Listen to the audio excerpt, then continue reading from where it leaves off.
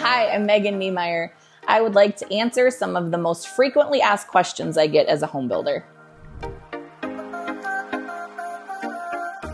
So I get asked often, as a general contractor, Megan, what do you really do? I do all the back-end organizing work. I say my mom's skills really shine when it comes into my general contracting. I do the schedule. It's usually color-coded and over-organized, but that's how I flow, and it makes it way easier for me to communicate with my customers what we have going on. So I will take it from blueprint, floor plan, and make sure every process along the way is checked off and done. The inspections are handled. When I'm doing a spec house, I make all the selections, all the design things. I put that all together. When I'm working with clients on a pre-sold or a custom home, I help with all of those same things. They get the final say on the selections. If they ask for my advice, I will give it. If they want to work with a designer, we can bring in the designer and make it a 3-person conversation, that they have a style that they want to stick with, and the designer can help us implement those selections. But at the end of the day, we're still going to work together and do that.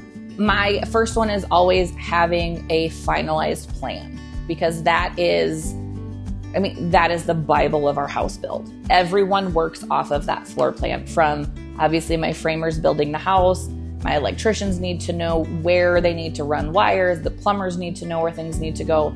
So I would say the most important part of that is having a solid, finalized house plan that's not going to change. After that, I would say our budget.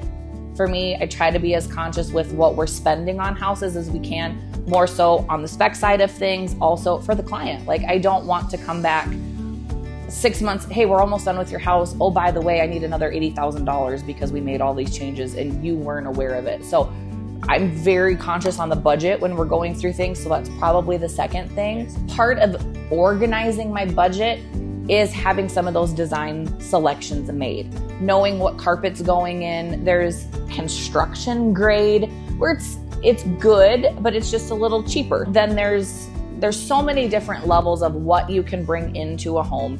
So then trying to make some of those decisions so that mindfully, as the numbers are coming into my budget, I know where things are coming, the design portion comes into that so that it kind of flows together. And then 2, opens up the transparency for if a client comes in and says, hey, I really like these 3 things, but I really want different flooring. I don't love the flooring that you have. Okay, great.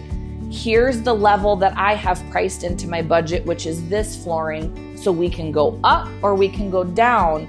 Here's how that's going to affect our final number. So it's just that transparency in, okay, we have our floor plan decided, so we need how much of things. And then you kind of go on the opposite side where you have the selections and decide, okay, here's kind of our mid-range. If you want to do more here, maybe we need to do less here to keep our budget similar, or are you okay going over budget? From your floor plans, your budgets, your selections, and then ultimately at the end of the day, the schedule, to make sure everyone's getting the time that they need to accomplish things so that we have a smooth, flowing building process.